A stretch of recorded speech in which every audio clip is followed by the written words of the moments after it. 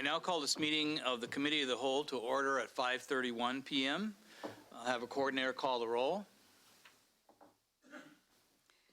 Mr. Dixon? Here. Mr. Rollins?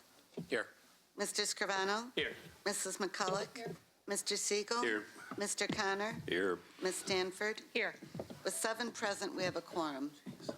Thank you. And before we go any further, I'd like to thank Rod and Connor, who are in the back working behind the scenes to produce the broadcast on Channel 20, our favorite TV channel. So we appreciate that. I would just want to remind board members to hold your questions until the presentations are complete and write them down if you need to, and then we'll ask questions after they're done. So I will first ask, are there any changes, corrections, or additions to the meeting minutes? If not, is there a consensus to approve the minutes? Okay, thank you. We are now on to reports. The audit financial statements will be followed by the state school report card. So, Michelle?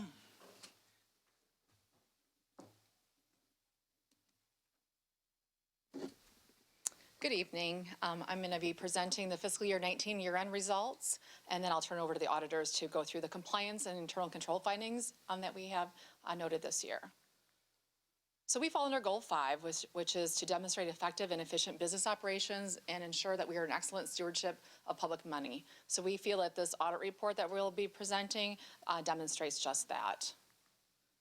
This first slide is government-wide revenue by source. So in the first part of your comprehensive annual financial report, which we refer to as a CAFR, you'll see the spread. And this is also in, it's really part of the government-wide management discussion and analysis. So this is a good look at where our funding comes from. Where does all of our revenue come as a whole for the district? It's not what you typically see by fund that we present every month, but it's as a whole. So you can see that property taxes are 29%. Evidence-based funding is right below that at 27%, and a lot of our revenue comes from operating grants and contributions. So that's what our revenue looks like. A few of the highlights for government-wide, I like to look at this because this, again, takes everything from the individual fund statement and roll it into one. So evidence-based funding, as we know, went up $8.9 million. So for fiscal year 19, we had $143.8 million that we received. The grants were at $197.3. And then our investment earnings were at $4.9 million. So you can see the increase to the right by dollar and percentage. We also show this as expenses by function. And again, this is just a nice, easy look at what it looks like for our district, all the different expenses. So we have instruction, and we have management in general. A lot of people ask about that. So we have the admin and business there at 13%. A benchmark for that is typically 12%. As our expenditures go down a little bit, then sometimes that can, if that maintains, your percentage will go up a little bit. So that's at 13%. What you normally see as that we present every month is a governmental fund statement. So you'll see Fund 10, 17, 18, 19, that type of thing. And all of that rolls up into the general fund. So the general fund is our operating fund for the district, and that's, that came in at $11.5 million net increase of fund balance. So I'm highlighting the 3 major funds that we have. The 4th fund I did not highlight. That is the debt service fund, and that's really what it sounds like. It's really our bond payments and interest payments. So I really didn't highlight that, but I thought we could talk about these 3. So transportation came in at $11.3 million of net increase. This is partly because of the revenue that we levy for the transportation fund. We were restricted before where we could not levy as much in other funds. So typically what school districts did was levy in the transportation fund. The capital fund did decrease $19 million, and that is because of the capital projects that we are completing. And that's bond proceeds.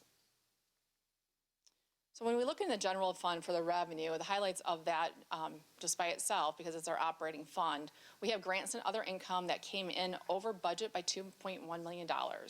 We also had CPPRT, corporate personal property replacement tax, at $1.8 million over budget. So when we're budgeting for an increase, but it still exceeded what we had budgeted from our estimates. And the same with investment income. We had budgeted an increase, a little conservative for what we ended up landing for the year. So that was a $1.9 million increase from budget. We also have some expenditures that really play into this $11.5 million of increase that we received. So the vacancies, I've always show this in red when we talk about this because we do not want this to happen, but we had vacancies of $4.4 million, and that contributed to the $11.5 million. We also had other cost savings, so we've changed our purchasing practices.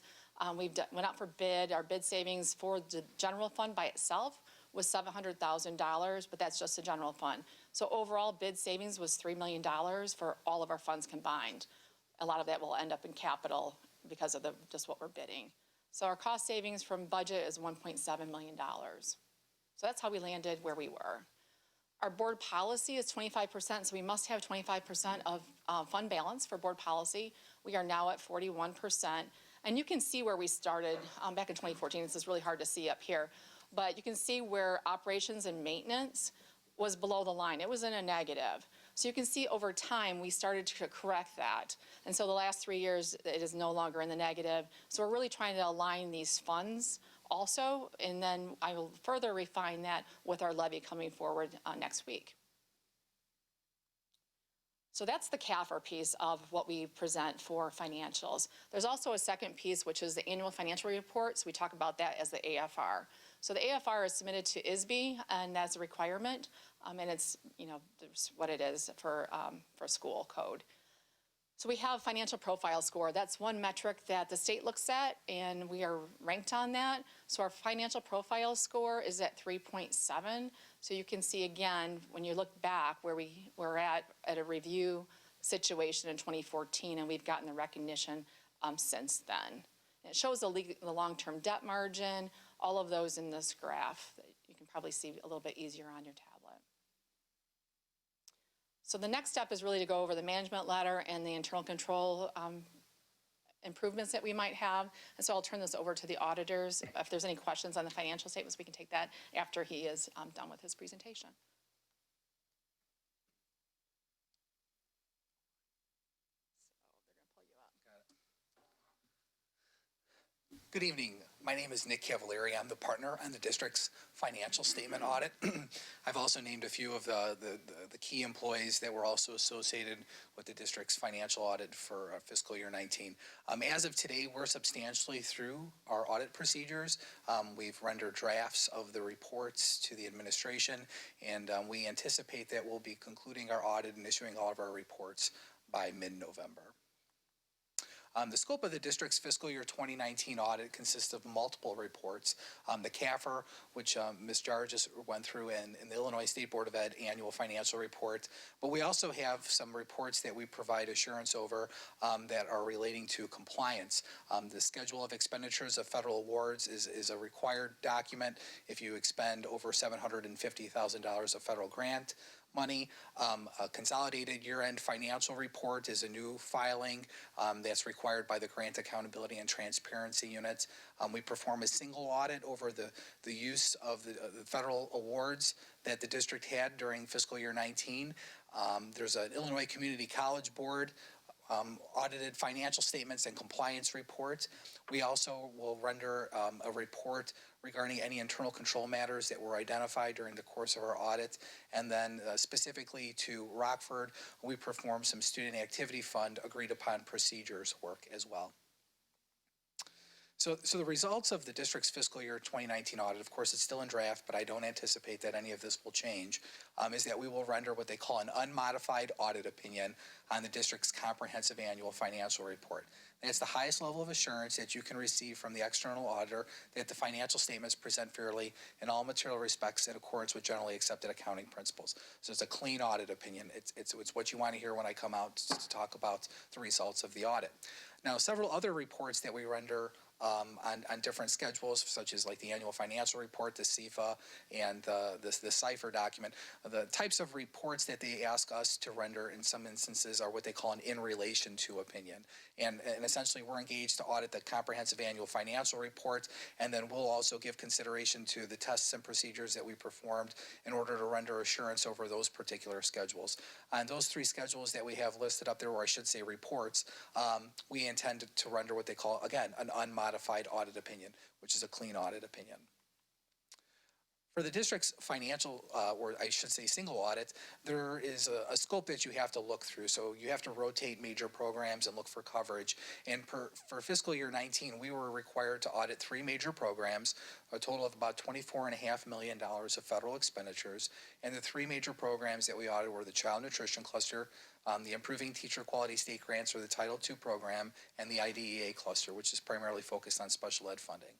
And the type of opinion that we're rendering on the compliance with those 3 major programs is an unmodified audit opinion. We did not identify any non-compliance with those programs based on our testing. At the same time, when we perform an audit under the uniform guidance under major programs, we're required to gain an understanding of the internal control and test it to ensure that you have appropriate controls in place to make sure that you're complying with the rules that are set forth. And during our audit, we did not identify any deficiencies in internal controls that we consider to be material weaknesses defined under the standards. So a clean audit opinion on controls over the compliance as well. There's another report that the Illinois Community College Board requires, and it has to do with compliance over the family literacy audit requirements, in addition to a set of financial statements as to the use of those dollars, and we're rendering unmodified opinions on compliance and on those financial statements as well. The report on internal control over financial reporting is a required report from an external auditor if you're conducting an audit in accordance with governmental auditing standards. As the auditor, we're required to gain an understanding of your internal control structure over the preparation of the comprehensive annual financial report. But we're not engaged to provide any assurance over the effectiveness or the design of your internal controls. We actually disclaim an opinion. We don't provide any assurance on your control structure.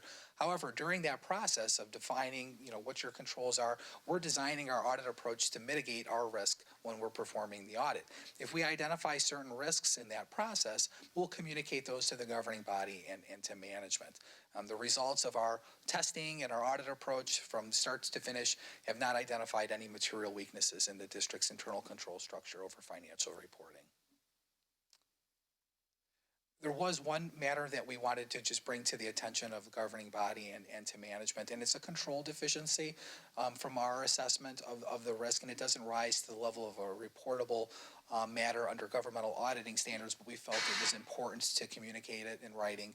And it relates to the ransomware attack that the district sustained, actually about 3 days before we were scheduled to come out and perform final field work for the audit. And, based on the assessments that we performed during the audit, we didn't identify any issues in the data that we used to perform the comprehensive annual financial report audit. Management had, controls in place over documents that were used to calculate amounts for the CAFR. The system itself was not compromised. And, ultimately, this did not impede upon our ability to perform our audit. Everything was still met timeline-wise than what we agreed upon with the administration to conduct the audit. But we just wanted to kind of put this down in writing and say, continue to work with your cybersecurity consultants and IT to, identify opportunities for improvement over your control structure on the network itself. Under auditing standards, we're required to communicate certain matters as well, one of which is difficulties encountered in performing the audit. We didn't identify any difficulties. Everything was well received. Documents were available to us. Our questions were answered very timely by everyone. Also disagreements with management. So there's estimates, accounting principles that are applied, things like that in a set of financial statements. And if we have any disagreements with management as to the application of those estimates or those accounting principles, we would have to communicate those to you, and we did not have any such disagreements as well. One of the things that I usually like to leave behind is just up-and-coming accounting standards that can be changing how your comprehensive annual financial report may be presented in the future. And there's actually a rather large accounting standard that will be effective for fiscal year 20, and it relates to fiduciary activities. In school districts throughout Illinois, primarily fiduciary activities relate to student activity funds. So a lot of the fundraising that happens at the building level and the use of those funds for different activities that the students are involved in. And we've been staying very close to this standard, and based on our initial assessment is that we believe that these particular activities and ending balances will not be allowed to be reported under fiduciary activity in fiscal year 20 as defined under this new standard. And as a result of that, that activity will now be consolidated into your general fund. So what will happen when we come out to talk on 20 is they're going to have all of the activity for your student activity funds, majority of them, if not all of them, will be presented as revenues and expenses, and then you'll have those ending balances. So that will have, kind of a skew, so to speak, to your comparative information, and it'll just be important to understand what that looks like and learn what that means in relation to your financial statements, because it's really not your general operations that those things are going to impact, but just understand that they're there because the standard basically stipulates that they can't be presented as fiduciary under their definitions.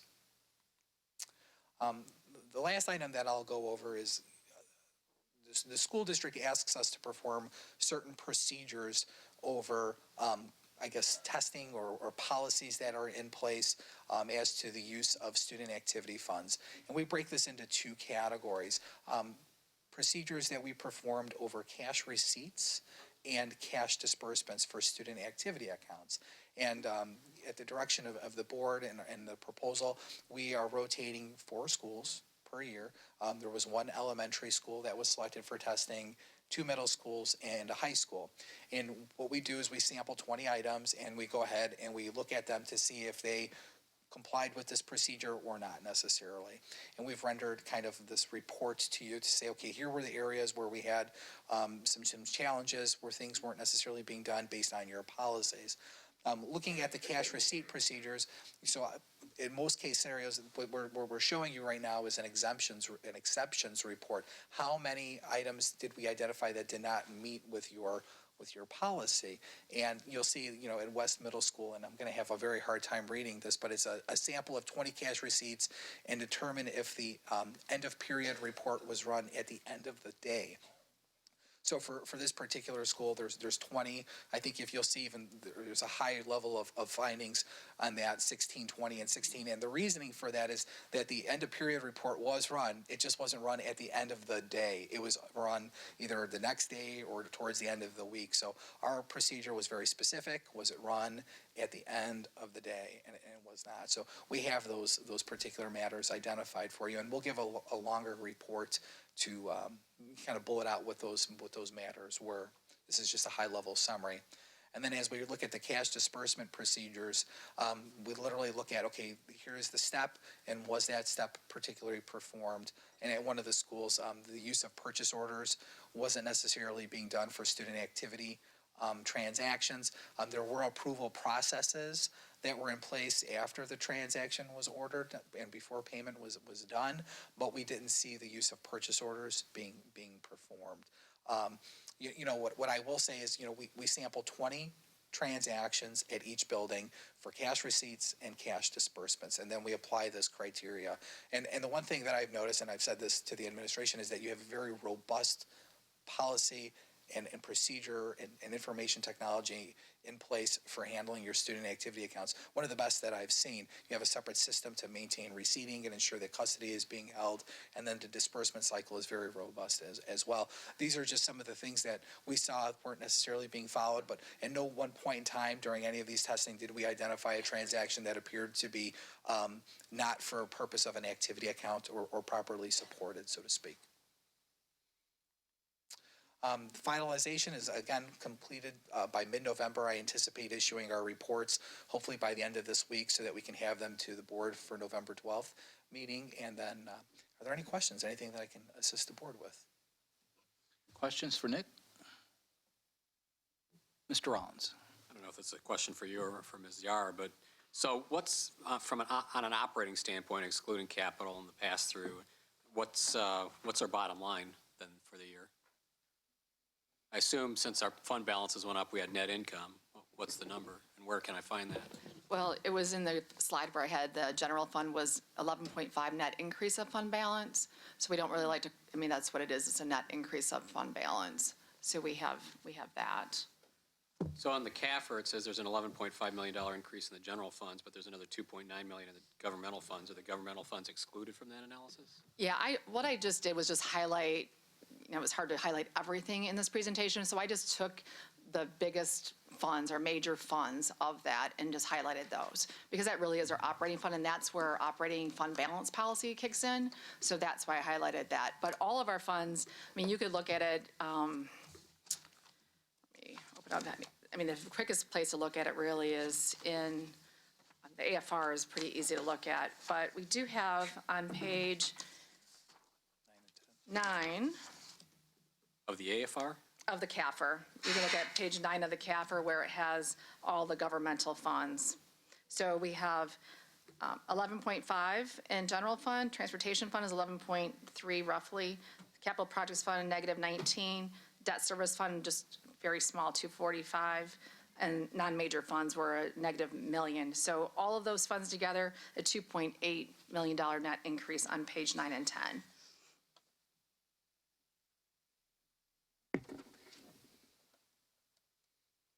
I don't know that I'm on the right page. You're talking about on the CAFR, the Yeah. MD&A, page 9? No, I was actually on the actual. On the actual CAFR? Yeah, page 9 and 10. Yeah.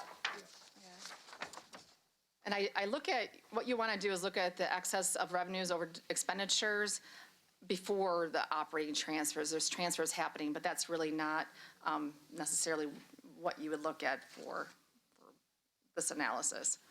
Because we're moving money between the funds, but it's 2.8 if you look at it with the other finance sources and uses.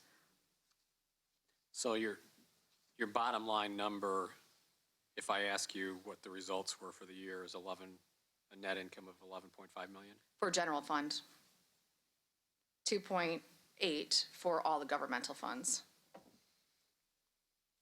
Okay. I thought, well, it was reported at 2.9 someplace else. Yeah, So basically yeah. close to 14.5 million? Well, it's netted across.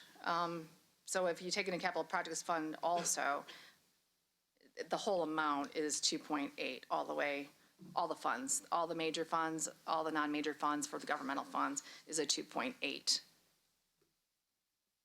on page 10. But you're not including capital projects in that, are you? Because we're just looking at sort of a results of operations, excluding the capital. Yeah, operations, I mean, general fund is 11.5. Transportation fund is 11.3.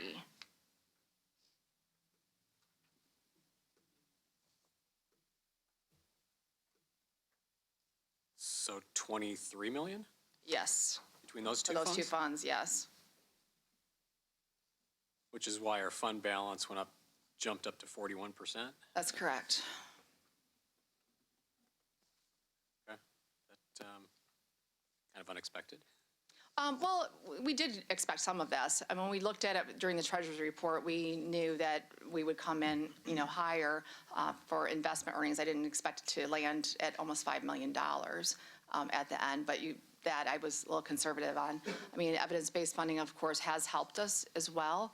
Some of the expenditures that we had, I think we're doing a better job with really identifying the items that span across years. So instead of having curriculum costing something year one, and it really supports 3 years, we do the accounting correctly and spread it over the 3 years. Some things are subscription. We have a lot of things that are really subscription that weren't really identified in years past, so it smooths out our budget cycle. And the transportation fund, it's, we transfer the $5 million out of there to cover other expenditures. But We also had improved healthcare. But that doesn't weigh into these funds. So that internal service fund is a separate fund, so it really doesn't weigh into the general fund. But it did save us on the individual funds. So what happened when I saw that things were trending for health insurance, like our claims weren't coming in as high. We've actually been very, very flat with health insurance.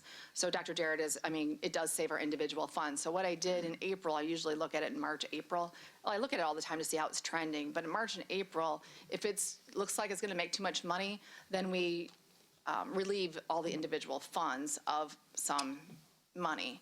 So basically, we have to change that allocation that we're charging every employee and all of the funds. We change that in our payroll system, so then it calculates it based on our new projections.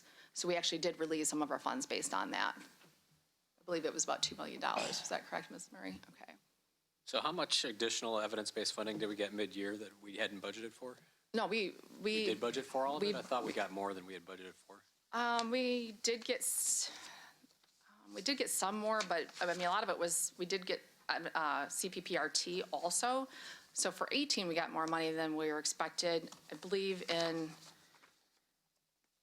evidence-based funding came in more than what we budgeted. We were pretty conservative with our budget. I don't have that figure right in front of me, but I can get that obviously for you. But I mean, we've been conservative looking at general state aid, how it used to trend, and then we've been a little bit conservative with that. The state put an extra $100 million into the formula beyond what they had done the year before, so that positively impacted us as a Tier 1 district. And it's always difficult to make really aggressive funding proclamations because those decisions in Springfield occur later and are certainly not guaranteed to be sustainable moving forward. So the CPPRT was a significant swing, not only in the additional dollars, but also to where we had it budgeted. So that was a huge part of it. What was the effect of the CPPRT? That was 1.8 over our amended budget. So we did, we did amend our budget, and then with the increase there, and so you're really comparing to final budget. What we're doing now is comparing to final budget. So that was 1.8. Okay. I'd rather be to the positive than to the negative, obviously, but I mean, this is a pretty big number. It's very big, and then the vacancies. I mean, you look at that. That's $4 million right there. And I mean, when you make interest revenue, that really governmental units in the last 10 years, before the last couple of years, haven't really even counted on that. It used to be years ago that they really counted on governmental entities, municipalities. We all relied on that money, but in the past 8 years before the last couple, it really has been non-existent on the revenue side. And people do forget about the revenue side. I mean, it's really important. That's why we have to look at both sides. I mean, governments, whoever you are, I mean, you need to look at both sides of things. A lot of times we're just looking at expenditures all the time, and we miss out on the revenue side. So, we took advantage of earning that interest rate on every single dollar that we had. So when we went out for the bank bid and we locked that in, we were earning that interest rate, the Fed interest rate on every single dollar that we have. That makes a difference on our dollar that we have sitting here. Mr. Connor? We'll Gave you push. the There we go. microphone.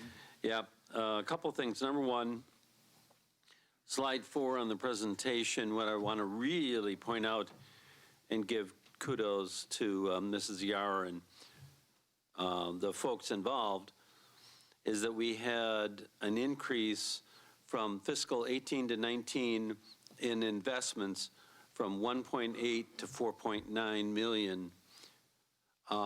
So two things on that. Number one, good job on that. I think the management of the money on the investment side has really been good. The second thing, because Mrs. Yar and I have talked about this, is the vast majority of that is local. And that's a really important point, that we are investing in our local institutions, the banking institutions, and I think that's a point that for the dozen or so people that are watching us, that to remember, because that one I think really makes a big difference. My question on slide 8 on the general fund expenditures, so it shows 1.7 million in cost savings down as green. So I'm really trying to Understand? Yeah, I'm trying to understand what we're really trying to say on that one, so. Well, when we get a second quote for things, and we make that very standard, and we reject things that do not have it, and we're very disciplined on that, we get cost savings. We also get cost savings on going out for bid, and even on our consortium, asking for a second quote to ensure that the district is getting the best cost, the best price. I mean, that leads to savings, that we're not giving up what we're buying, but we are making sure that we're getting the best price for the district. So If I might say so. it should be reversed. Yeah, the it arrow should be flat. reversed. That's what I was trying to, Yeah. green is not down. Yeah, it's the okay. expenses are down, so yes, you are Yes. absolutely right. So we have yes. increased cost savings, okay. So- Because I was looking at that like. Yeah, we have that- decreased costs, which are good, and it's led. Yeah, I get it, but it's just, my brain, down arrow and Yes, green thank didn't you. compute. Yes, yeah. The other thing, I will comment on the vacancies. This is one where I think, I'm not speaking for anyone else but me, but vacancies is not a good thing to have. I mean, yes, it does have cost savings, don't want it. but I think from the HR standpoint, what I'd say is that, one of our goals, if you will, is extra money should be going to educational programs and support for students. So that would be one that, I'm glad you put it as red, because. Yeah, we don't want that. We don't want that. And that's a lot. I mean, Yes. That's a substantial amount. So that would be the one that I would Yes. point to say, I would hope next year that that would not be repeated. And we do budget for vacancies. We don't expect 100% fill rate, so we do budget for vacancies. I get But it. it just exceeded even that amount of that. Yeah. So. Well, and I think this is one that, as a continuing issue, it might be worthwhile in the monthly reporting to say how we're addressing something like that. That, are they in certain areas? Is it bus drivers? We've talked a lot about that. Yeah, not good. We kind of understand. Teachers, same thing. Not good, but we understand there's a national reduction in the availability. So I would say it would be helpful for us to understand what categories going forward on that one. So I'll assign that to Mr. Zedeker. There you go. All right. Good delegation. Delegation, there you go. All right, thank you. I have, on that same subject, the 4.4 million is unfilled positions, but aren't some of those being filled temporarily through subs and contract agency staff and all that? And that's being accounted for. Yes, absolutely. Right, as an expense. Yes. Is that included in Yeah, the it's the highlights of what it looks like. All righty, yes. okay. Yeah, That answers my question. yeah. Any other questions? Oh, okay, great. Thank you. All right, thank you. Go ahead.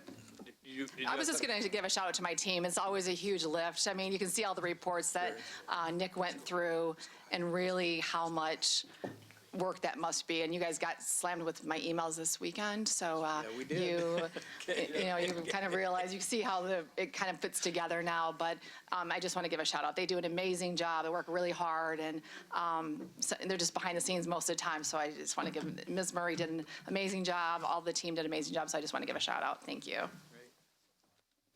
The IT issues didn't help either, so, okay. So, okay. School report card data.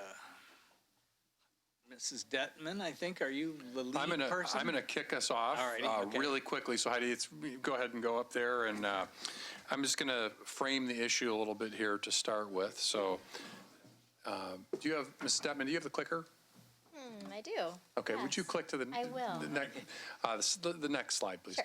So I'm really going to just share the first two slides and basically frame the work. When you look at what is coming between now and February 4th, are going to be a series of conversations. Today, we're going to be speaking very holistically about how the state sees our work. So we will be looking at district-wide data trends on state assessments. We will be looking at how much we grew year over year with state growth metrics. And we will then see the logical conclusion of that, which is how the state is designating our schools in the 4 categories of designation. What's great out there is the work that's coming from November 26th to February 4th, which is we are going to give a really comprehensive overview of our district scorecard, which allows our schools to really focus on continuous improvement, celebrate success, focus on areas that are challenging at the school level, and ultimately use strategic budgeting as we get new evidence-based dollars. You can see we have some money that we can invest through good investments, but also through the state's commitment to evidence-based funding. We're going to have a nice conversation about how we are empowering schools to make those decisions at the building level. Then we're going to be getting into grade level reports. We're going to talk about high school, then middle school, then elementary school, then early childhood. You can see on this slide the schedule. So December, we're going to hit high school, middle school.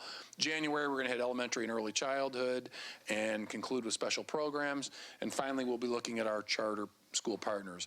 What this board meeting schedule does is it allows us to really look back in manageable bite-sized chunks here because there's so much to cover in terms of how we're doing. And it's going to lead nicely into school level and district level budget presentations as we go into February through the remainder of the year. So I think we're going to be able to see the whole today. Our next meeting on the 26th that we talk about this, we're going to again get to see the whole from a district perspective, and then we will be looking at parts for the next 6 meetings after that. So we really have heard from the board that there's a desire to, in a very even-handed way, to look at how we are performing. This is going to be in a SWOT analysis format, strengths, weaknesses, opportunities, and threats, as we look at our leveled programming. To see what we're seeing for district-wide trends in those areas. And then obviously we'll be able to see how our individual schools are attacking what they see as their issues with budgeting from a continuous improvement perspective. So with that, I'm going to turn it over to Mrs. Detman to start the analysis of how we performed on the state tests. Thank you very much. So I'm going to back up one slide and just again give you the 3 portions of tonight's presentation. And this is a team effort, so we'll be kind of swapping out speakers by section. I'm going to share the district data trends in partnership with Dr. Vosberg. Mrs. Fumo will then share the state growth metrics, specifically the student growth percentile, which appeared on the interactive report card for the first time this year, was on the PDF for the first time last year. And then we'll round out the presentation with Dr. Wolf, who will share our progress this year on the school designations. So I'm going to begin with just an overview of our state assessments. All of those are listed there for you.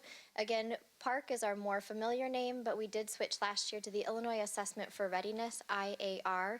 Probably this will be our last year with both names in the presentation. Also dynamic learning maps. About 170 of our students take the DLM. These are our students who take an alternative assessment because of cognitive ability. And then SAT, our high school 11th grade assessment, the science assessment, which is given in grades 5, 8, and 11, our graduation rates, on track, and 8th graders passing Algebra 1.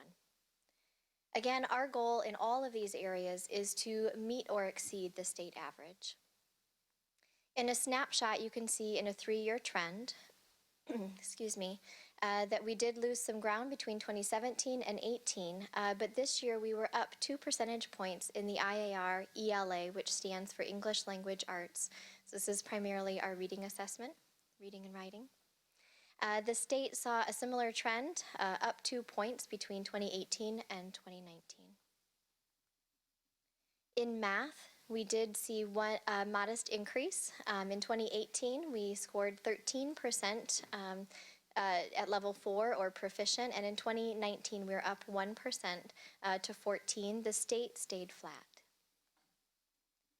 Our next assessment is the DLM, the Dynamic Learning Maps, and again, that is about 170 students in our district who take that assessment. We did see a decrease over time, both between 2017 and 2018, and 2018 and 2019. With so few students taking the assessment, generally a few students here and there can move our percentages. We'll be looking into specifically why this percentage went down 3 points in 1 year. The state saw a similar trend, however, between 22% down to 17 in ELA. On the math portion, we were up 2 points, and the state decreased by 1. The next assessment is the SAT. This is given again to our 11th grade students. There are 2 components. The letters are different for this assessment than the others. ERW stands for evidence-based reading and writing, and then of course the math portion. Our goal, as with all assessments, is to meet or exceed the state average. In the ERW, we did not lose any ground this year. We stayed flat at 22%, as did the state. In math, however, we've seen a year-over-year decline by 13%. Math has very quickly, especially for our high school students, become our GAN, or our greatest area of need. While we reduced our rate by 3%, the state increased by 1. We do have a new math curriculum rolling out. We've begun some deeper learning and deeper conversations with our middle school principals as well. We're asking ourselves, what is at the root of this decline, and what can we do to align our resources to address this greatest area of need? The science assessment is new for this report for the board. It is not new for the state, but it's taken a couple of years for the science assessment to really grab a foothold in the statewide, really. The first iteration of the assessment is different from the second iteration, and in the first iteration of assessment, it took us a long time to get our results back, but now that the state has been involved in continuous improvement with this assessment, it will become a part of our regular reporting. In 2017, 34% of our students were proficient, whereas the state reported 51%. In 2018, we decreased by 3 percentage points down to 31, and by 2019, it was down further to 30. A little disaggregation, some slight disaggregation of this data shows that our strongest performance is with our 5th grade students at 35%. It then goes down slightly with 8th grade at 31, and then down to 17 by 11th grade. Primarily, our science work has been concentrated on those entry-level grades. So K-5 with integrated literacy, 6-8 has had some new curriculum for a while, and then 9th grade students just had new curriculum last year. All of that is aligned to the NGSS. So that downward trend between 5th grade, 8th grade, and 11th grade does not surprise me. I'm going to turn it over to Dr. Vosberg to report on graduation rate, freshmen on track, and students passing Algebra 1.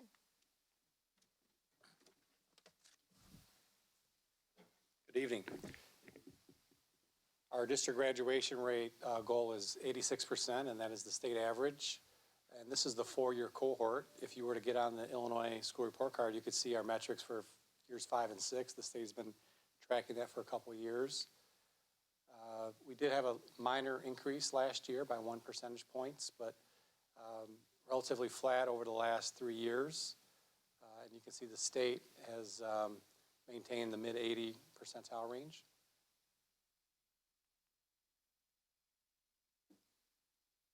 For the last 5 or 6 years, we've been tracking at the state level our freshmen on track. And you can see that we look at their core classes and making sure that students are passing both semesters of their core classes. Again, the state average is 87%, and that's our goal. Here we had a decrease of 1% from last year to this year, and 3% if you track it back to 2017. This number is a great predictor for the graduation rate, so it's very important for us to make improvements here if we want to see a payoff in our graduation data.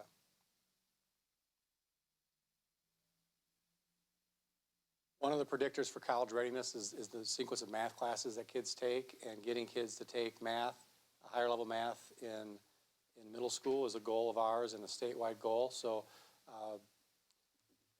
completing Algebra 1 in 8th grade, you can see our trend data here. Again, slight decline, but hovering around the 26% range. And the state stayed flat at 31%. I'm going to introduce Susan Fumo to talk about student growth percentile. This is a new metric by the state, and I do think there's some promising data here.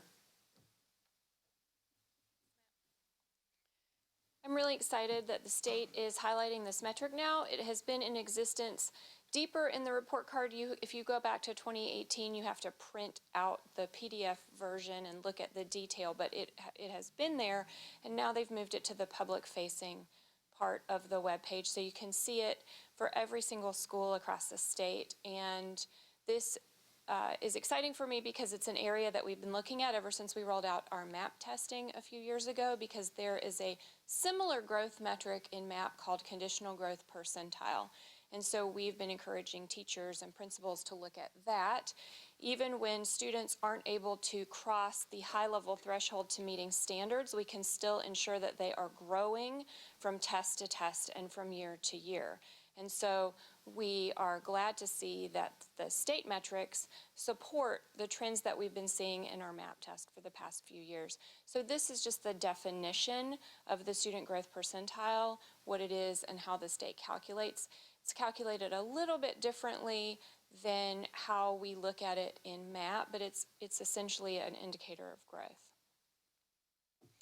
So if you look at our average student growth percentile across the district in ELA, we had a nice increase, 5.2% up to 49% is our average student growth percentile in IAR for 2019. And if you take out the 3 charter schools, we were at 51%. So we were also discussing that metric as well. You may have seen that floating around in the media. But with all of the schools in our purview, we're at 49% for ELA. 32 of 35 schools showed increased ELA student growth percentile in 2019 over 2018. So that was really exciting to go through all those numbers and see school after school having an uptick in student growth from 18 to 19. Some other highlights, and you should have a handout in front of you that has the results school by school for each year.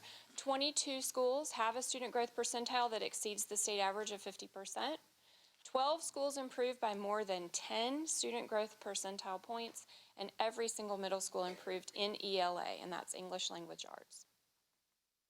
In math, we had an uptick of just a few points from 45.6 to 48. And 26 schools showed increased math student growth percentile. So that was also really exciting to look at. 17 schools exceed the state average of 50%, and 3 schools improved by more than 10 points, and 5 of the 7 middle schools improved. So all in all, we're pleased to see the same growth indicators that we're seeing when we look school by school at our map. And now I'm going to turn over to Dr. Wolf.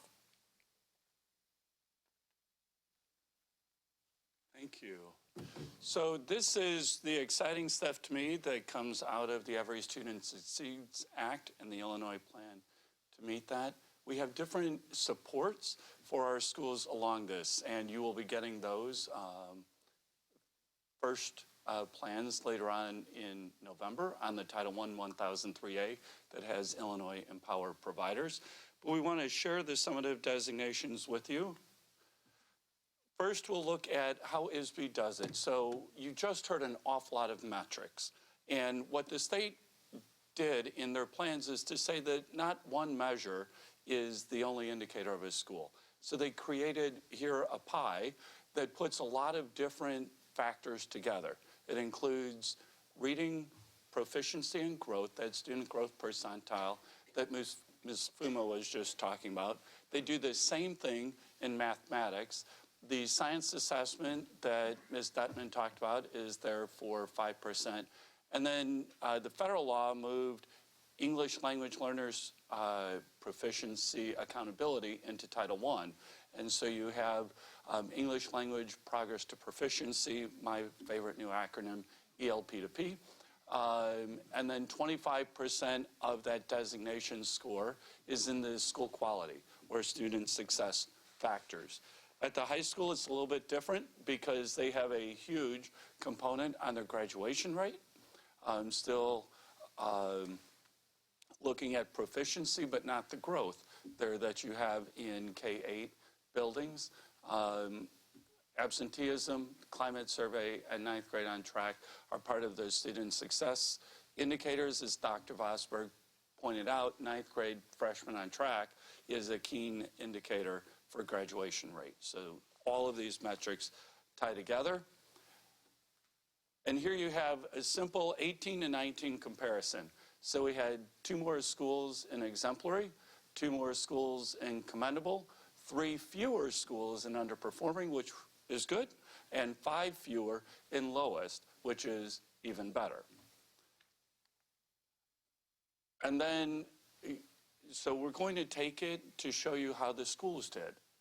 So those numbers, I think, really aren't quite as exciting as this. So we had 4 schools that did decrease 1 level, and all of them were from commendable to underperforming, which means that they had a subgroup that fell below the threshold that the state said from their equity lens.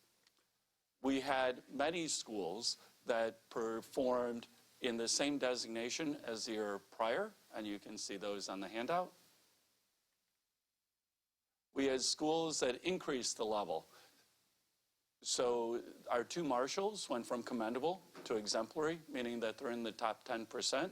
And I think Ms. Fumo is working on a single number for that. That'll come out later. We had schools that improved subgroup performance, and that's when that middle group went from underperforming to commendable. And we had 3 schools that went from lowest to underperforming, so they raised the aggregate achievement across the board, still have subgroup issues with that. And then Haskell, while Ms. Leathers will tell you that they're not there yet, they jumped from lowest performing to commendable. So really diverse. When all of those pie charts, they're like 8 buckets, or I like to think of it as playing a baseball game, long ball, short ball, pitching, whatever. Haskell gained ground in each of the buckets, and that's how they moved from lowest to commendable, from 18 to 19 designation. So I think on the whole, there was a lot of indicators, a lot of metrics that we shared with you tonight. So kind of what's the overall takeaway that we have to offer from this look at the state report card? And really, I think it's this.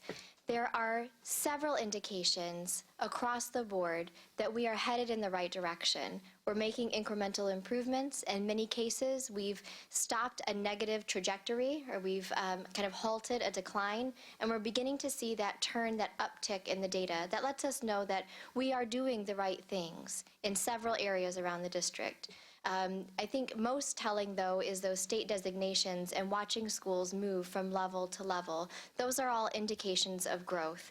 And so while we didn't hit every area that we wanted to in this year's report, we have a lot of information that lets us know we're headed down the right track. And where we're not, it allows us to really align our efforts and put our focus there.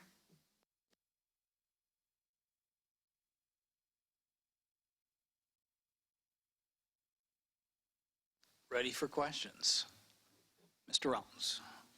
My first question or set of questions is, I think it's for Mrs. Fumo. This whole student growth percentile, I got to be honest, I have no idea what that means. So can you walk me through that and how that compares with the MAP growth that we've talked about for a few years? So what is a student growth percentile according to the state? So if you have all the students who score, let's just get an easy number, let's just say they score 100 points. And they line up all those kids in the entire state who scored 100 points last year in 2018. And then they looked to see where all of those students scored in 2019. So some of them scored 125, some scored 130, I'm making up these numbers just for the sake of illustration.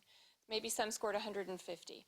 So some kids grew by 50 points from the starting point. They all started at the same starting line, and some grew by 10 or 15 or 20. So they take that amount of growth across the whole state and make it into a percentile of kids who got the highest percentage of growth from their starting point, and then they line them up. And so if you look at the kids in every single school and you look at the amount of growth that they made compared to all the other kids at that starting point last year, the same starting point of each student, and then they average it all together, that becomes your average student growth percentile for that school. And that's what this sort of formula says, the sum of the students' SGP divided by the number of students with an SGP. But the SGP is actually the amount of growth each student got compared to every other student at the same starting point the previous year. So when you're talking about this district student growth percentile, and you're showing, you know, in 2018 we're 43.8 for ELA, and 2019 we're 49. What does that mean? So is the state average 50? Is this, the state average is 50? The state average is 50 For growth? for growth. Okay. And so for the district, including the charter schools, we're at 49, and if we disaggregate the charter schools, we're a little over 50 or 51, something like that? Yes. On ELA? How is it for math? Better in math. Oh, no, it's worse in math, sorry. It is 48 in math. And are we able to look at the MAP growth data that we've been working with and see how it correlates to the state growth data?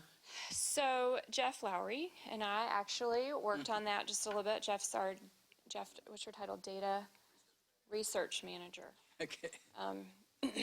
And he's joined our team back in the spring, and he's really helping us do a deep dive into a lot of these metrics that we're considering now. Jeff and I went through all of the conditional growth percentile that we got from MAP in the spring and lined it up next to the student growth percentile in IAR to see if there was any correlation. And what we found were some big correlations over the district level, but when you looked at school to school, we didn't really see a correlation. And we're going to have to spend more time looking at that number. Jeff actually called NWEA and asked them about the details of how they calculate that number.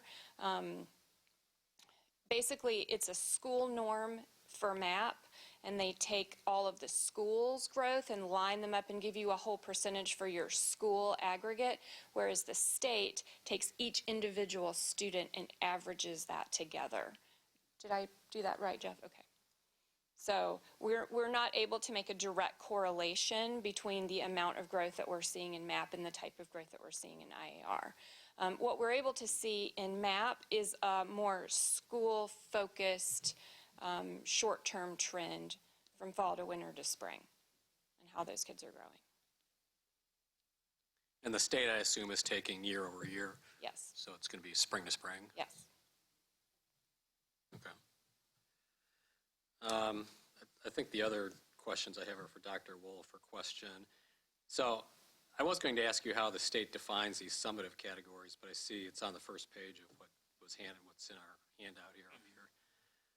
And I was looking at it online, so this isn't the first time that I've looked at this. So it's my understanding that for the commendable schools, if you're talking about elementary schools, it really means performance is not in the top 10%, and they don't have any subgroup that performs at or below the all students group in the lowest performing 5% of all schools. So you're really going, this is an oversimplification, but you're going from 5% to 10%? The bottom 5% to the top 10%, that's all commendable? No, so I would say you back into commendable or underperforming. So you take all of the schools, they have a summative score.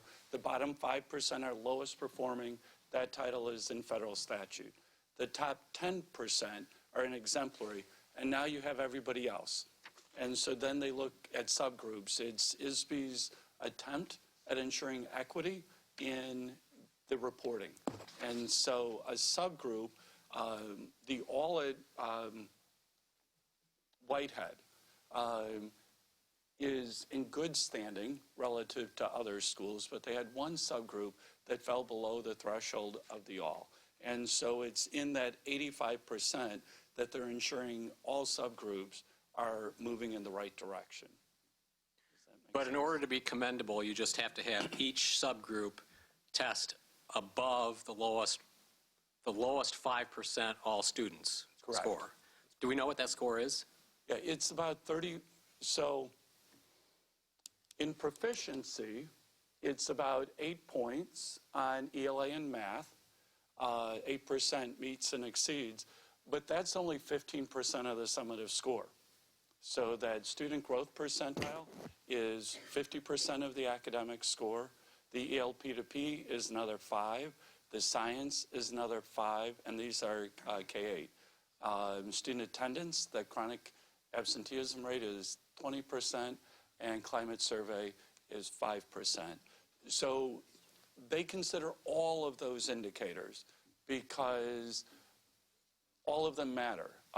As Dr. Vosberg, I've heard him for years say that proficiency is frequently an SES map of the state. Growth allows us to overwhelm that. And we gave you that handout, right, from the state that shows what SES looks like on proficiency and what SES looks like when you take a more holistic view of the students. And so I think Ms. Detman and Ms. Fumo have been talking about map growth because if you get growth going in the right direction, you're going to catch proficiency if you have enough growth. And that's what the Illinois State Board of Ed, that's what the U.S. Department of Ed approved for Illinois' plan to meet the federal law.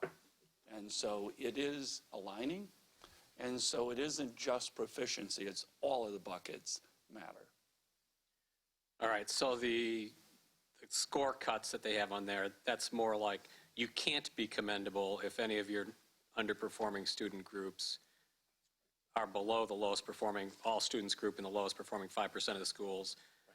So that just gets you eligible, and then you go through the rest of the analysis to become commendable. Yes, sir. How many, do you have any idea what the percentage of the schools in Illinois the state is rating as commendable? Yes, it's about 70%. Okay, thanks. Mr. Connor? A couple questions. Number one, on the student growth percentile, you said something I found interesting. It's done at a student level, so we get what sounds to my ear like school-based. Is there also a cohort, like all fifth graders, all fourth graders, that kind of a thing that they also produce out of this because they have it at the individual level? I have not seen it by grade level on the state report card yet. We can certainly pull that separately and look at it internally, but that's not published. Can I suggest that we do that? Sure. That would be great. Yeah, I think cohort really is something that we've talked a lot about, the third grade slump, blah, blah, blah. And I think seeing those numbers by cohort would be good.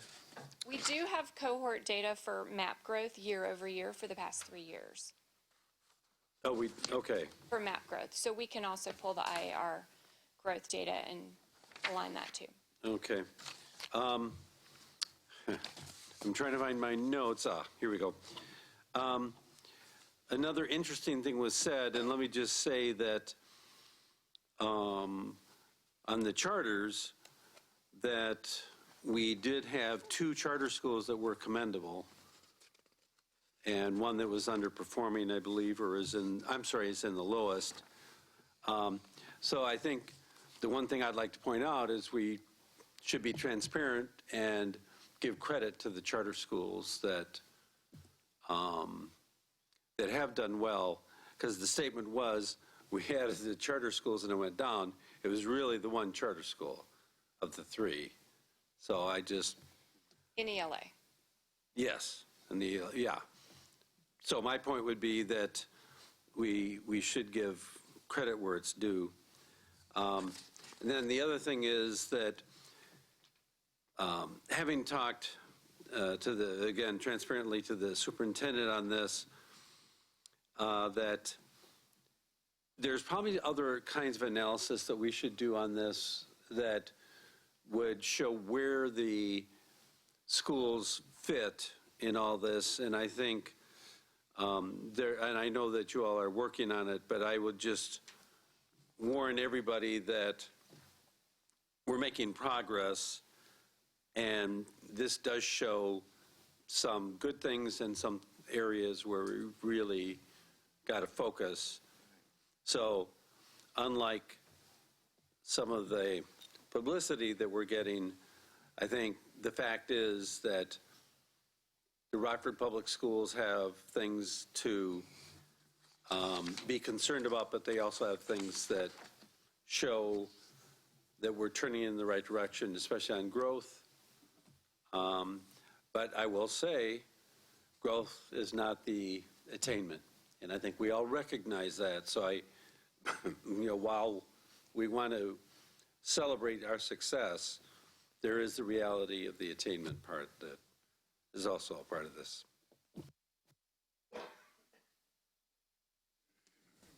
Mr. Siegel. I know there will be future opportunities to dig a little bit deeper on some of these issues.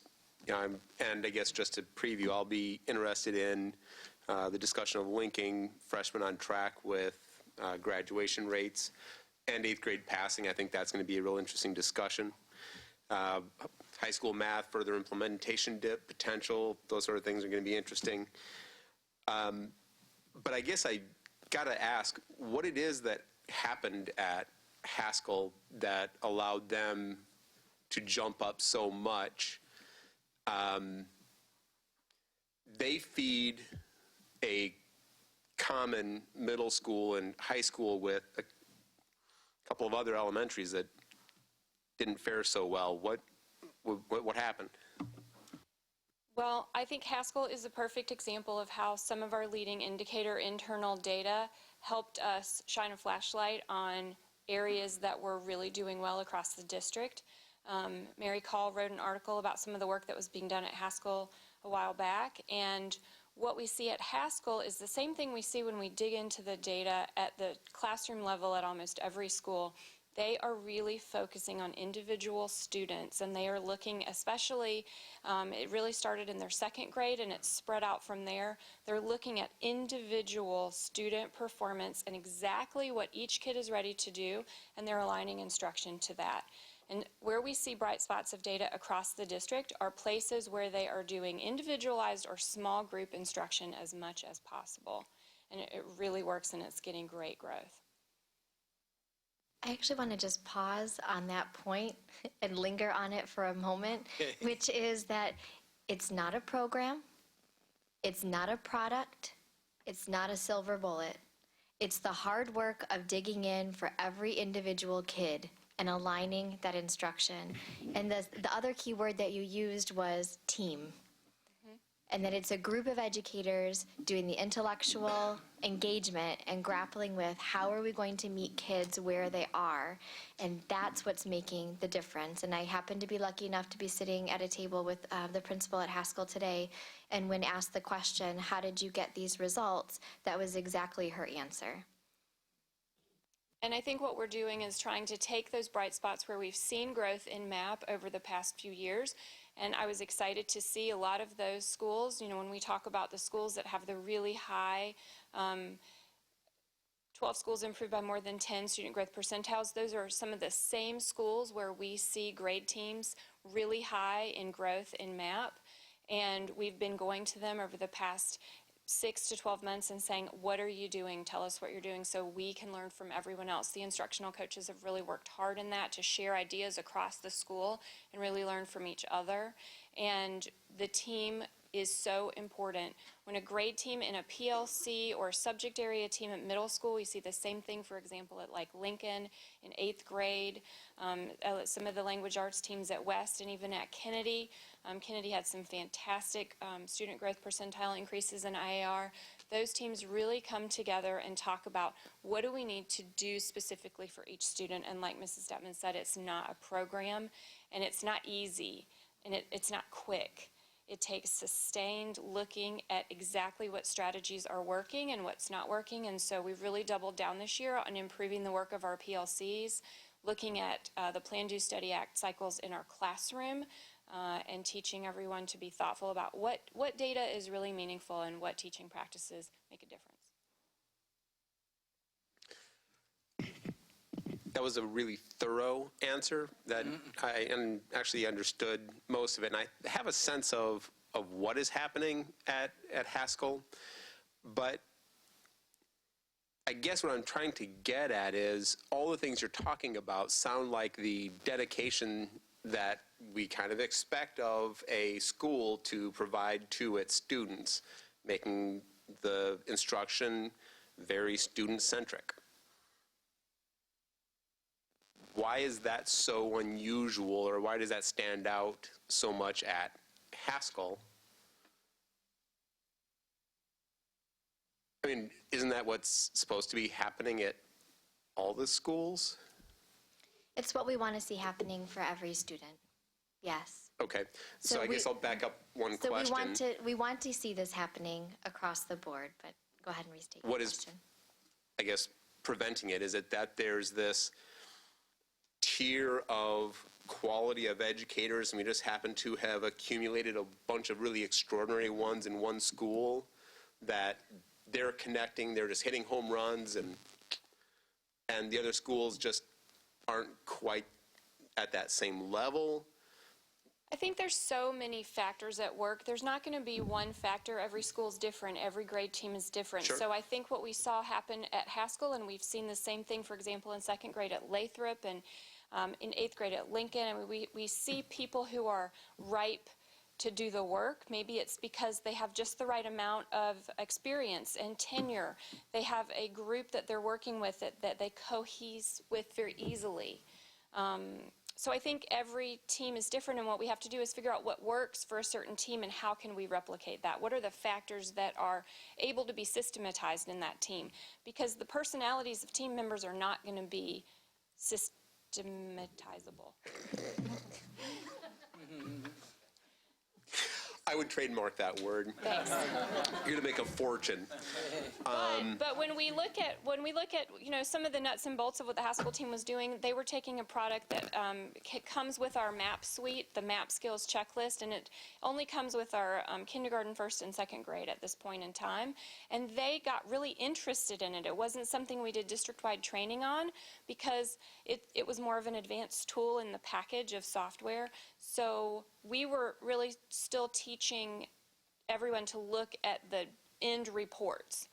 And they got really interested in the MAP skills checklist, and they started playing around with it, and they started using it with their students, and they saw over 6 months of practicing with it in their classroom that they could hone in on exactly what skills and standards each child needed to work on.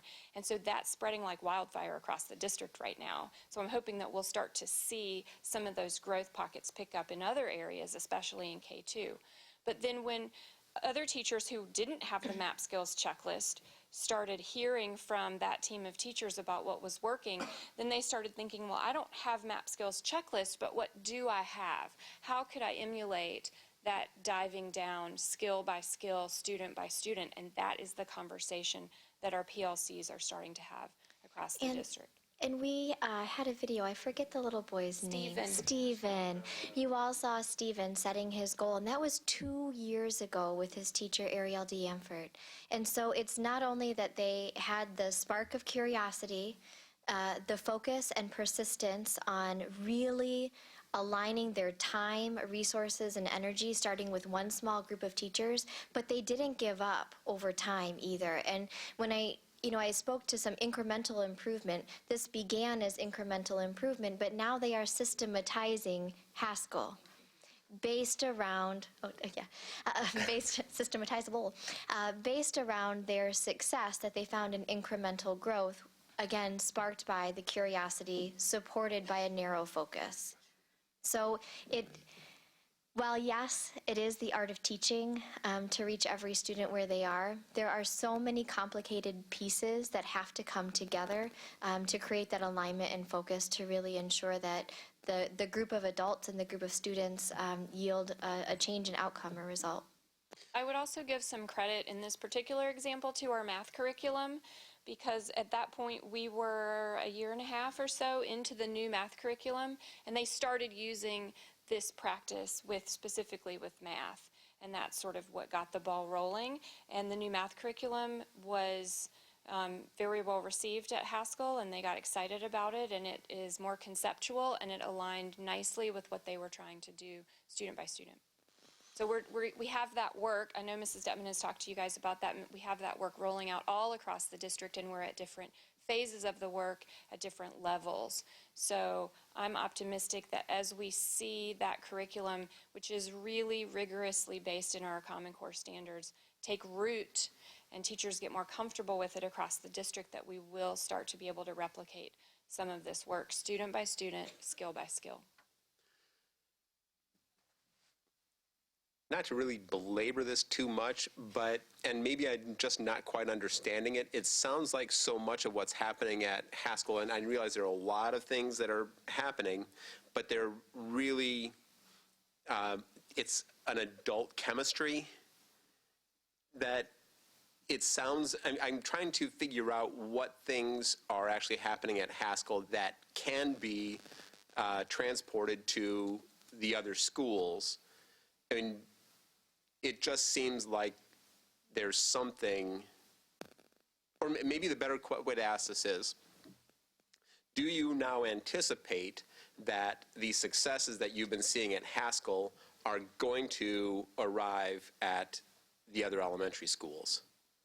In time, So we were looking at a time delta or time span of about 2 years on Haskell from when we first started seeing this student-centric in focus to now where the school moved up to two categories. Would it be reasonable to expect that we're going to see at least a few more elementary schools next year make a similar leap? Or is there something different also that's happening at Haskell that kind of just locked that progress there? I would just share that there's one thing that we can point to culturally that was different about Haskell. We collectively bargained a concept called the innovation zone, and 25 schools all had the opportunity to volunteer for between $120,000 and $160,000 added to their budget. And while those resources did not kick in until this year, Haskell was the one faculty that voted to voluntarily take advantage of that opportunity. What that meant is they voluntarily added time to their day this year. So that has nothing to do with last year, but I think what is telling is that there was some significant cultural change and a whatever it takes attitude at Haskell. I don't know that attitude is exclusive to Haskell. I think there are many other schools that are making significant gains and progress. I think it is very telling that the school that jumped 2 levels was also the school that volunteered to spend more time with the students and to commit longer hours to their day in exchange for additional resources. I think that is very telling.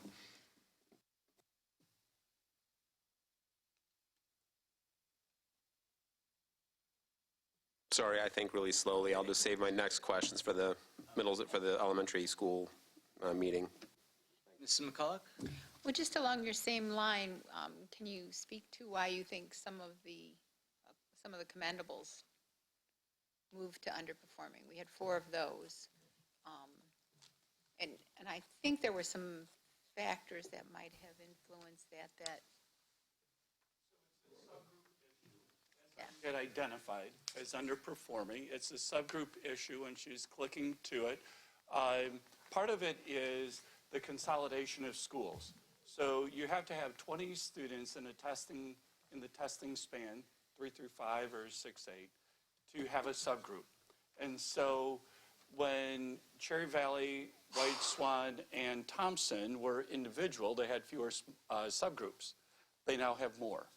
Similarly, Whitehead has gained in the number of students that they have, so that gives them more subgroups, more plates to keep spinning, if you will. Jefferson was just above the line with subgroups last year, not this one. And Carlson similarly had a subgroup hovering around the line. So it's a little bit of all of it. And so like Constance Lane's designation this year is solely based on the students who are at Kishwaukee, because the state tracks the data by a school's unique identifier. So next year, the Constance Lane will include a much larger student population.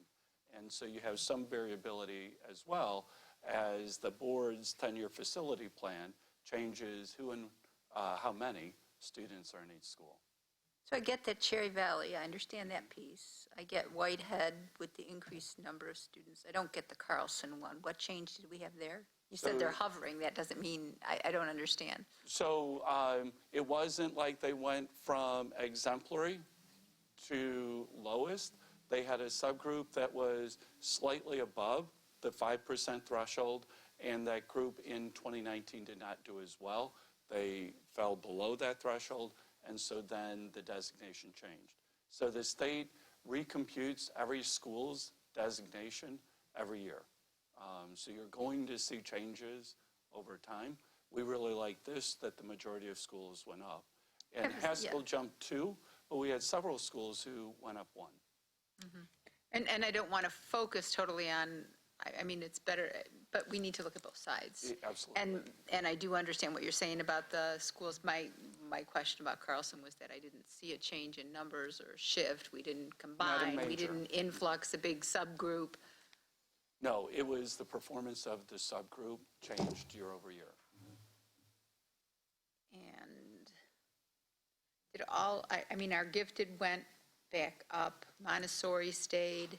I'm just wondering about our special groups, our special programs. Haskell is one also, because they're now STEAM. Where's Barber? So they stayed as well. Okay, thanks for that. Mr. Dixon. So when we look at student growth, I guess the best example that I can use for that, we're talking about if we have a student that's in first grade and, a student that's in fourth grade, but he can read at first grade level. He doesn't read at fourth grade yet, but he jumps a growth to third grade. So we're saying we're counting that as growth, even though he has not met MAP standard as fourth grader. Is that the growth that we're talking about? Yeah, that's a very good example. So what we see on our MAP test is that as a predictor, you can run a report on our MAP test, and we do this frequently, that will predict proficiency in Illinois.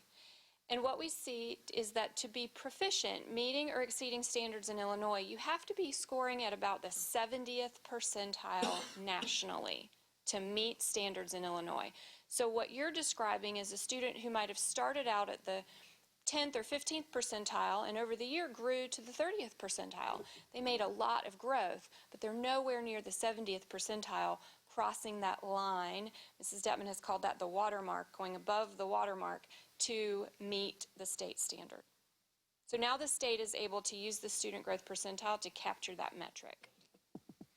And that's why we're able to pull out the example of Haskell, just to continue down that line, because if we were to look solely at proficiency and not look at growth and not look at their designation, which is, again, the aggregation of all those data points, it gives us only one view of the school. And so because we're looking at things from more angles, really, I guess, and looking at growth and not just proficiency, we're able to find those successes and celebrate them. So 70% is the national rate. On MAP. Right. On MAP. Yeah. And I just wanted to add to that, and I think that's an excellent example. The vast majority of students that the state is not saying are meeting or exceeding standards are not below grade level. And I just want to be clear. There's about 20, or not the vast majority, but at least 20% in most grade levels of the students that we are not getting credit for are actually at or above the national average. So Illinois has chosen, there's really two ways states go about this. In some states in our country, and this is a state-by-state decision, they define proficiency as somehow above average or at grade level. Illinois goes significantly above that standard because they are working backwards from the idea of succeeding in college with no remedial coursework. So it's really important, and I think this is a really challenging concept when we look at this conversation about proficiency. Most people, when they see a conversation about proficiency, assume if you're at fourth grade level in reading, then you're proficient.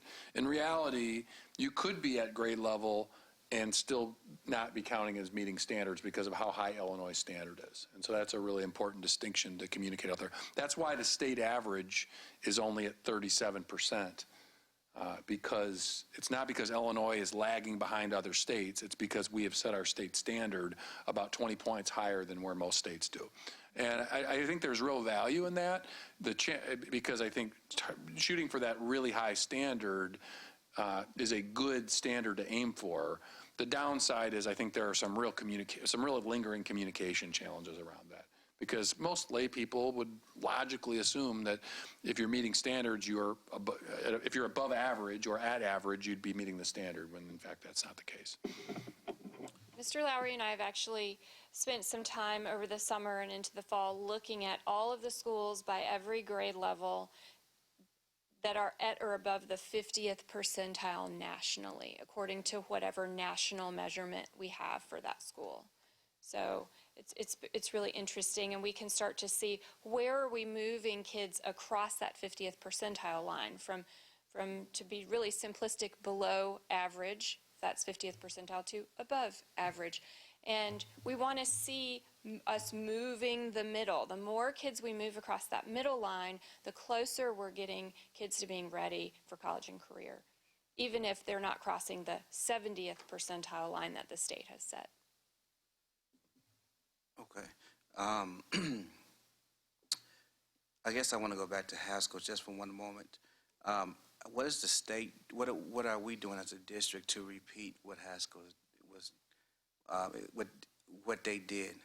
So what are we doing as a district to repeat that success?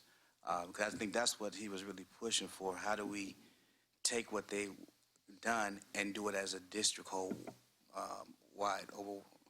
So that's the question. I think that's a great question, and it's one that we're all asking internally all the time. And I think from the different areas of work that we focus on within the district, we're all going to have sort of a lens of perspective on that. So from my lens, I work with the instructional coaches, and I work with principals to look at their data and school improvement.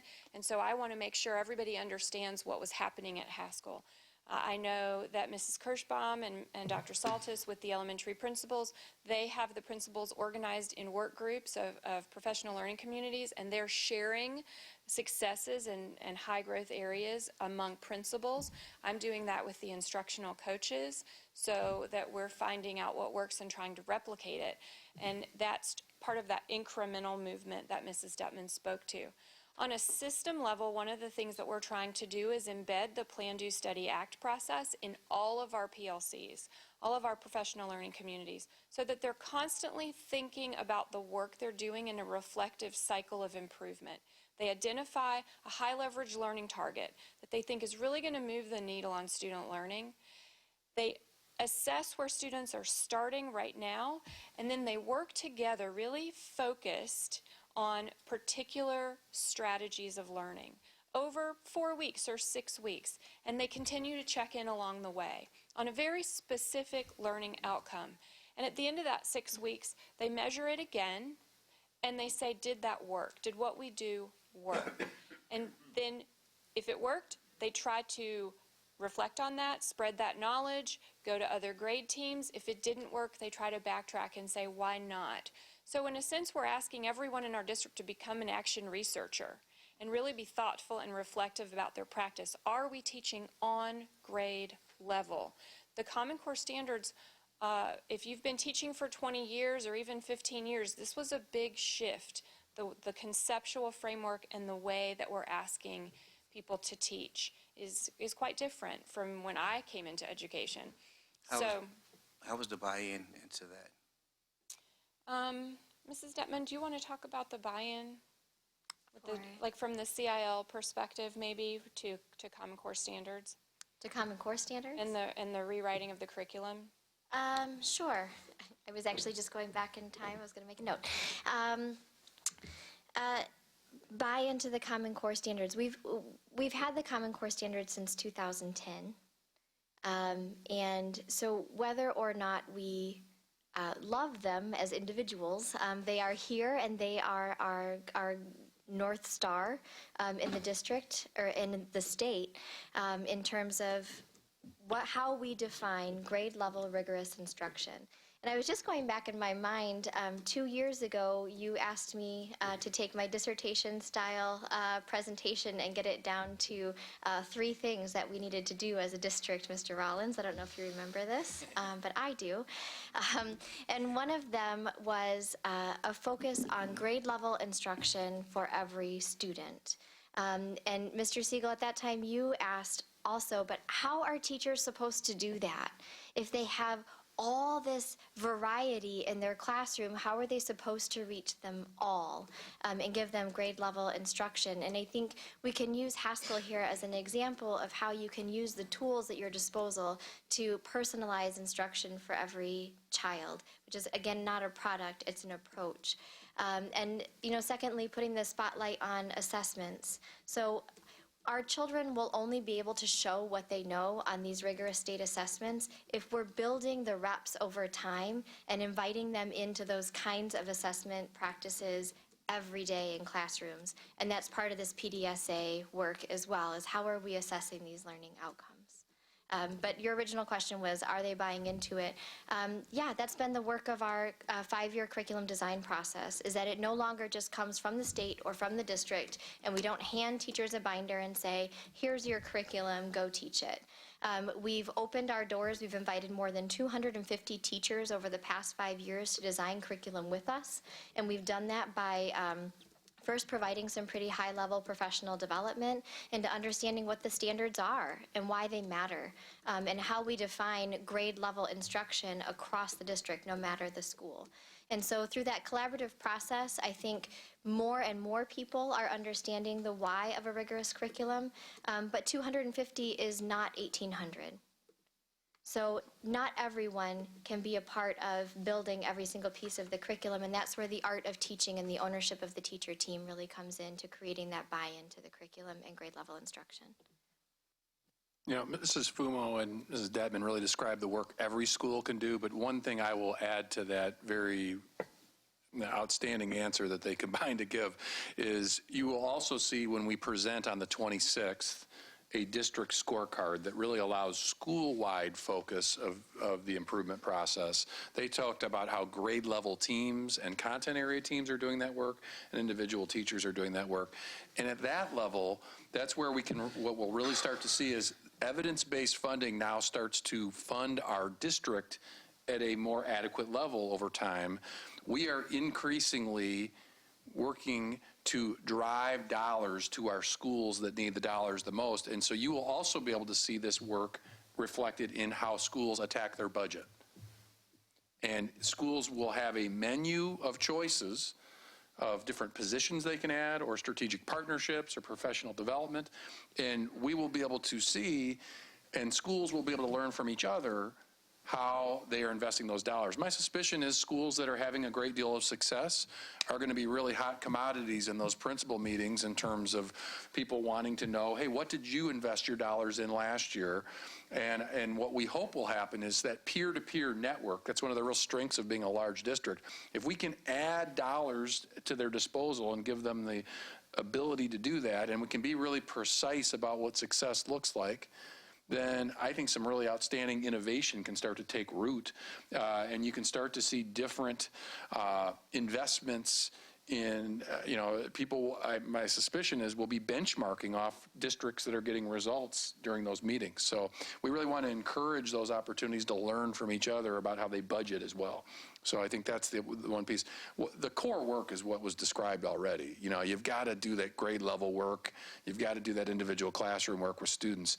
But boy, there sure are a lot of opportunities to supplement that work and support that work with additional resources as well. And it's nice that the state has really started to invest in our district, which allows us to then in turn invest in our schools. I think we'll start to see some real impact in that area as well. Okay. Mr. Rollins? Yeah, I just want to say I love this conversation, and I agree.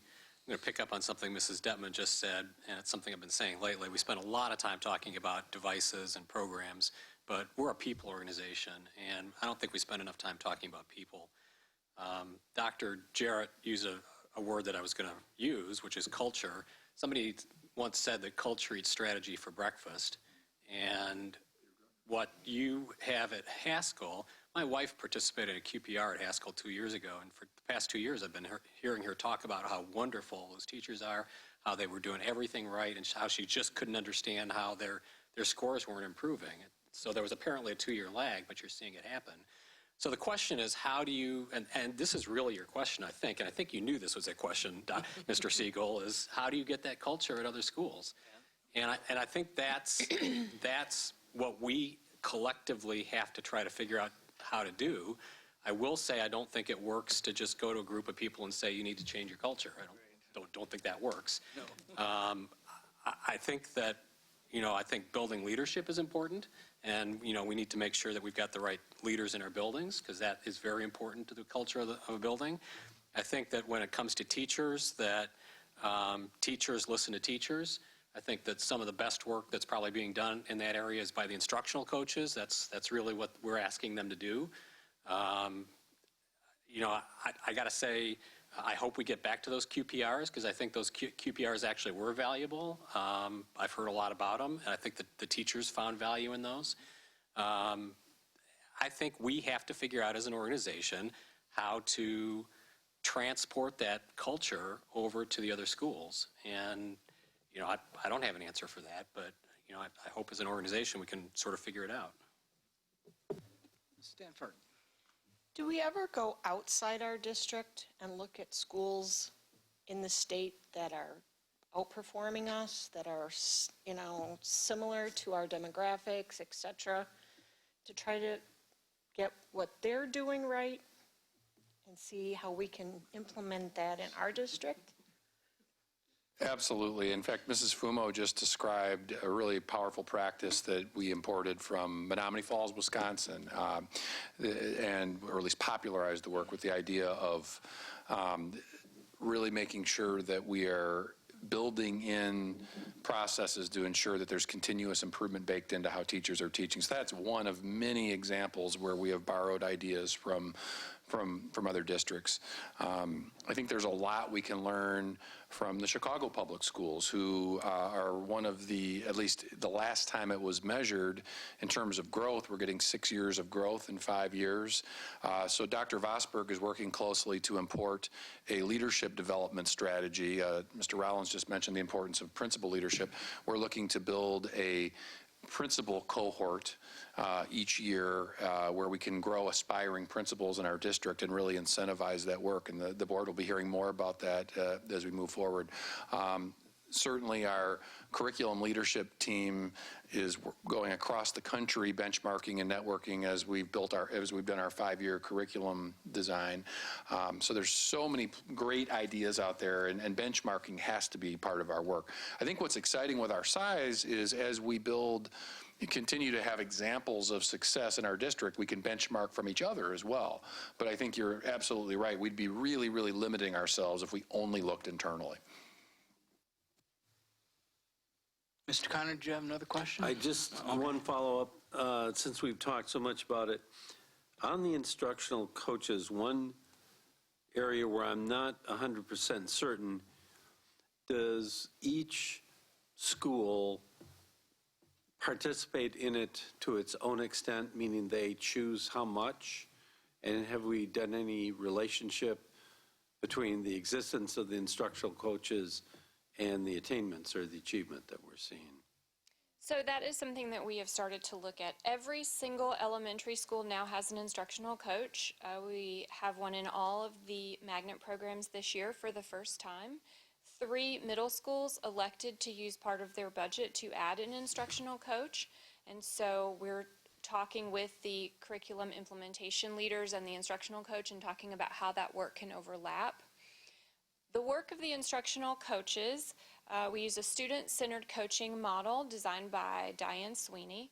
And our phrase about coaching is it is voluntary and inclusive. So anyone can be coached, from the newest teacher to the most veteran, but we never force anyone to go into a coaching cycle, because to force someone to change their practice doesn't usually cause authentic student growth or lasting change. And so each coach is engaged with 3 to 6 teachers at any given time, and they're working intensively with them for 4 to 6 weeks. they ask those teachers essentially to do a PDSA cycle with them. The thing that we love about the Diane Sweeney model is it replicated the PDSA model that we were borrowing from Menominee Falls. It asks them to choose a learning target that they specifically want to focus on. Maybe it's something that they've struggled with in the past or something they just are really interested in teaching better. They assess student proficiency. Where are my students in relation to grade level on this particular learning outcome?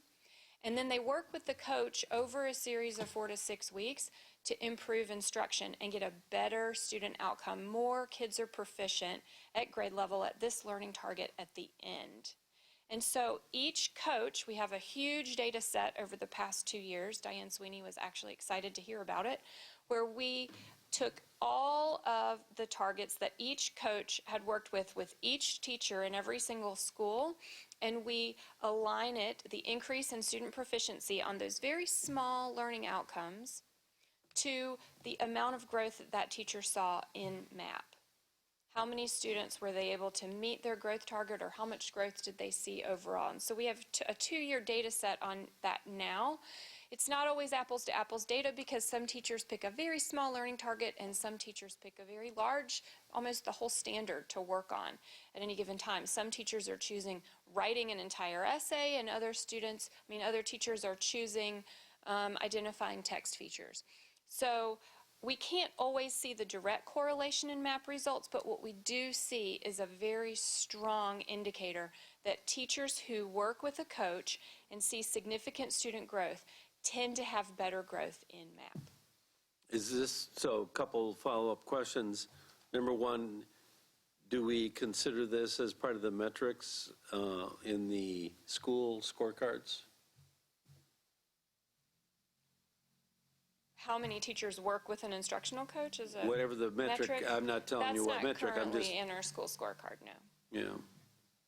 What we do see over the first 2 years of the program, 86% of our teachers voluntarily participated in a coaching cycle, and many of our coaches said the reason they didn't have every single teacher in the building was because some teachers were retiring and didn't, need to engage in that work right before they retired. That would be one example. Sometimes they didn't feel that they could always successfully connect with a teacher or a bilingual class if they themselves were not bilingual. So we've been talking with the bilingual team about some ways to be more inclusive of those classrooms. Other examples might be that a teacher went on maternity leave and wasn't included in that pool. There were a lot of examples, but in general, most teachers in the district chose to participate in a coaching cycle. Now, some of the bigger schools like Rolling Green or Riverdale, with one coach, they just can't get to all the teachers every single year.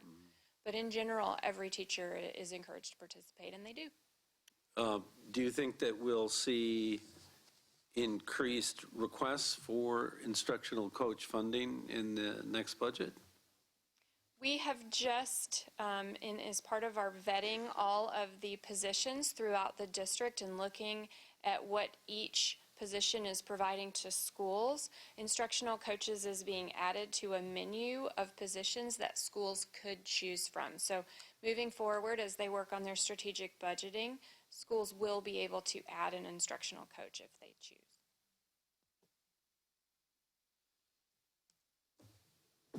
Okay. I'm going to jump in here. Dr. Vosberg, you had this topic, so I'm going to ask this question to you. Graduation rate.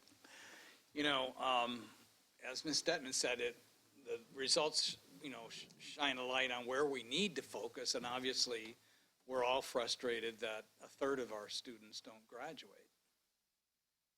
So where do we need to look to try to make, when you compare our district with neighboring districts, we're well behind a lot of districts, but you can argue that we're a large urban district and they're not, or whatever. So where do we need to look to try to improve graduation rate? I don't expect you to have the answer, but where do we go to look to find some of the answers? So in the presentation, we did highlight freshmen on track. So we do know that if they're not on track after freshman year, then the likelihood of graduating in 4 years is slim.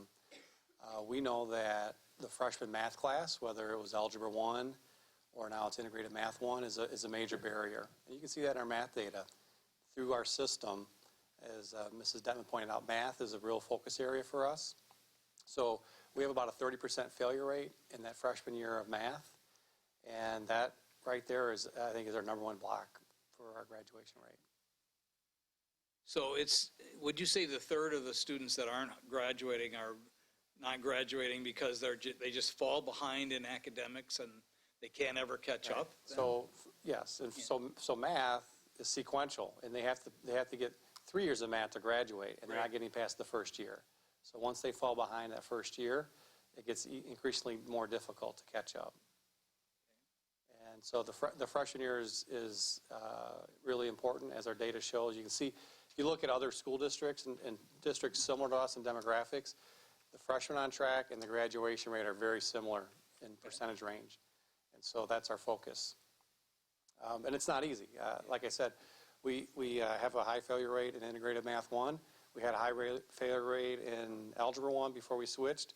Go back 10 years ago, and we broke algebra up into a 2-year sequence, fundamental 1 and 2, fundamental 3, 4, high failure rate there as well. So it's been a challenge for our district for a long time. So we need to look, that would be a good solutions to that specific issue. That is, we're in the high school principal meetings, that's been a topic every month since the start of the school year is integrated math 1, how do we get better results? Okay. Mr. Rollins? Well, I was just going to follow up on Mr. Connor's question about the instructional coaches. Do we have like an overall percentage of how many teachers in the elementary schools, which have had them, have participated in the instructional coaching? 86%. 86%? Do you see any difference from school to school in that? Are there schools with higher percentages and schools with lower percentages? Only in the big schools that the coach can't get to everybody in the year. Otherwise, it's pretty even. Most coaches have 4 to 6 teachers going at any one time. Last year, the first year, we were developing the model, and it was really just encouraging everyone to participate. Last year, we tried to be more systematic about it. We encouraged PLCs to participate together, because if we could leverage a whole grade team at one time to improve instructional practice, we thought we would get more bang for our buck. I think that we saw that in places where the entire PLC is willing to participate. Again, you have some teams where we have even like 6 kindergarten classes at Riverdale, right, Joyanne? 6 kindergarten. I mean, 6 is a lot of teachers to coach at one time because the coach is trying to get into every classroom and do some co-teaching, some modeling, some in-class coaching, some observations. And so I think those are just some of the complicating factors that might have prohibited every single teacher from participating. But in general, we've had pretty uniform participation at every school. All right, thanks. I want to add one more thing, Mr. Scrivano, because we talk about lead indicators. You and I attended the PLC meetings at Haskell probably 4 years ago, if you remember that. So that was an indication early on. We had survey data that they were amongst the elementary schools. The staff rated the PLCs as most beneficial to their work out of all the other elementary schools. And we were, both you and I were there to see the work. So that was, I think, 4 years ago. That's probably about right, yep. Okay. You wanted to add something? No, okay. Other questions? Okay. More to come. We have 7 more meetings to talk about test results. So let's see. Let me find my, okay. I don't think we have any public speakers for tonight, so if there are no further comments or agenda items, I'll take a motion and a second for adjournment. So moved. Moved by Mr. Connor, second by Mr. Rollins. All those in favor say aye. Aye. Opposed, same sign. We are adjourned at 7:19.